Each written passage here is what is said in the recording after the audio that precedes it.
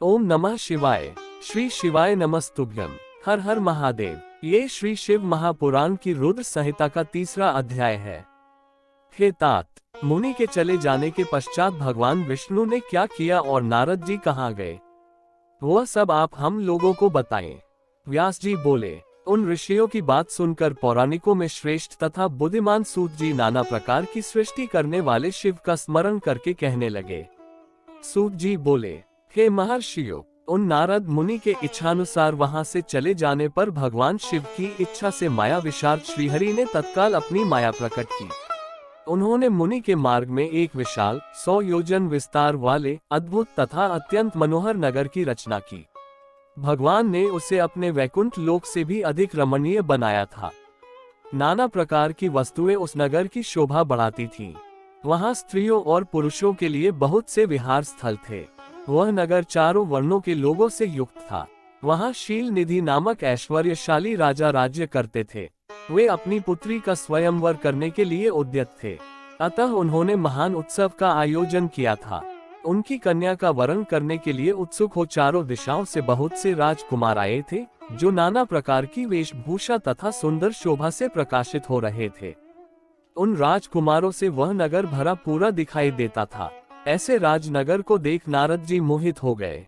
वे कौतुकी कामासक्त नारद राजा शील निधि के द्वार पर गए। मुनि श्रेष्ठ नारद को आया देखकर राजा शील निधि ने उन्हें श्रेष्ठ रत्नमय सिंहासन पर बिठाकर उनका पूजन किया।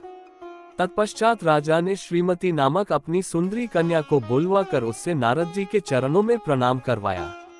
उस कन्या को देखकर नारद मुनि चकित हो गए और बोले, हे राजन, ये देव कन्या के समान सुंदरी तथा महाभाग्यशालिनी कन्या कौन है?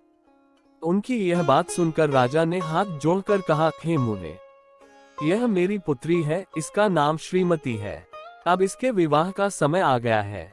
यह अपने लिए सुंदर वर चुनने के निमित्त स्वयंवर में जाने वाली है। इसमें सब प्रकार के शुभ लक्षण लक्षित होते हैं। हे महर्षि, आप जन्मस्थ जातक ग्रहों के अनुसार इसका संपूर्ण भाग्य बताएं और यह मेरी पुत्री कैसा वर प्राप्त करेगी, ये भी कहें।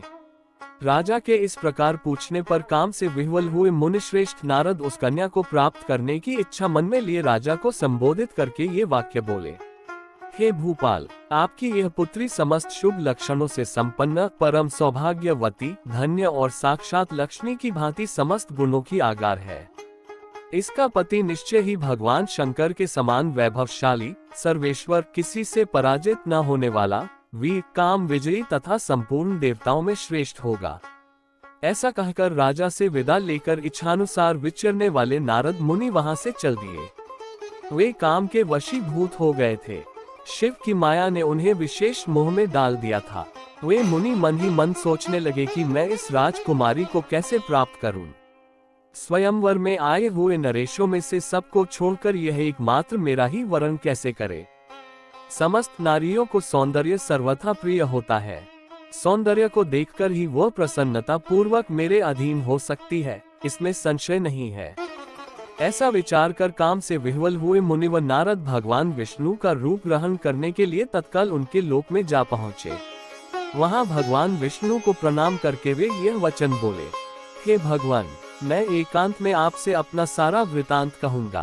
तब बहुत अच्छा, ये कहकर शिव इच्छित कर्म करने वाले लक्ष्मीपति श्रीहरि नारद जी के साथ एकांत में जा बैठे और बोले, हे मुने, अब आप अपनी बात कहिए। तब केशव से मुनि नारद जी ने कहा।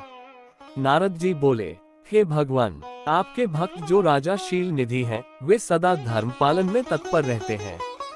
उनकी एक विशाल लोचना कन्या है जो बहुत ही सुंदरी है। उसका नाम श्रीमती है। वह जगन मोहिनी के रूप में विख्यात है और तीनों लोकों में सबसे अधिक सुंदरी है। हे विष्णु, आज मैं शीघ्र ही उस कन्या से विवाह करना चाहता हूँ। राजा शील निधि ने अपनी पुत्री की इच्छा से स्वयंवर रचाया है, इसलिए चारों दिशाओं से वहाँ हजारों राजकुमार आए हुए हैं। यदि आप अपना रूप मुझे दे दें तो मैं उससे निश्चित ही प्राप्त कर लूंगा। आपके रूप के बिना वह मेरे कंठ में जयमाला नहीं डालेगी। हे नाथ, मैं आपका प्रिय सेवक हूँ, अतः आप मुझे अपना स्वरूप दे दीजिए, जिससे वह राजकुमारी श्रीमती निश्चय ही मुझे वरण कर ले। सूत जी बोले, हे महर्षियों, नारद मुनि की ऐसी बात सुनकर भगवान मधुसूदन हंस पड़े और शंकर के प्रभाव का अनुभव करके उन दयालु प्रभु ने उन्हें इस प्रकार उत्तर दिया। विष्णु बोले, हे मुने, आप अपने अभीष्ट स्थान को जाइए, मैं उसी तरह आपका हित साधन करूंगा जैसे श्रेष्ठ वैद्य अत्यंत पीड़ित रोगी का हित करता है, क्योंकि आप मुझे विशेष प्रिय हैं। ऐसा कहकर भगवान विष्णु ने नारद मुनि को मुख तो वानर का दे दिया और शेष अंगों में अपने जैसा स्वरूप देकर वे वहां से अंतर्धान हो गए। भगवान की पूर्वोक्त बात सुनकर और उनका मनोहर रूप प्राप्त हो गया समझकर नारद मुनि को बड़ा हर्ष हुआ। वे अपने को कृतकृत्य मानने लगे, किंतु भगवान के प्रयत्न को वे समझ न सके। तदनंतर मुनिश्रेष्ठ नारद शीघ्र ही उस स्थान पर जा पहुंचे जहां राजा शीलनिधि ने राजकुमारों से भरी हुई स्वयंवर सभा का आयोजन किया था। हे विप्रवरों, राजपुत्रों से घिरी हुई वह दिव्य स्वयंवर सभा दूसरी इंद्र सभा के समान अत्यंत शोभा पा रही थी। नारद जी उस राजसभा में जा बैठे और वहां बैठकर प्रसन्न मन से बार बार यही सोचने लगे, मैं भगवान विष्णु के समान रूप धारण किए हूँ, अतः वह राजकुमारी अवश्य मेरा ही वरण करेगी, दूसरे का नहीं। मुनि श्रेष्ठ नारद को ये ज्ञात नहीं था कि मेरा मुंह कुरूप है। हे विप्रो, उस सभा में बैठे हुए सभी मनुष्यों ने मुनि को उनके पूर्व रूप में ही देखा। राजकुमार आदि कोई भी उनके रूप परिवर्तन के रहस्य को न जान सके। वहां नारद जी की रक्षा के लिए भगवान रुद्र के 2 गण आए थे, जो ब्राह्मण का रूप धारण करके गूढ़ भाव से वहां बैठे थे। वे ही नारद जी के रूप परिवर्तन के उत्तम भेद को जानते थे। मुनि को कामावेश से मूढ़ हुआ जानकर वे दोनों गण उनके निकट गए और आपस में बातचीत करते हुए उनकी हंसी उड़ाने लगे।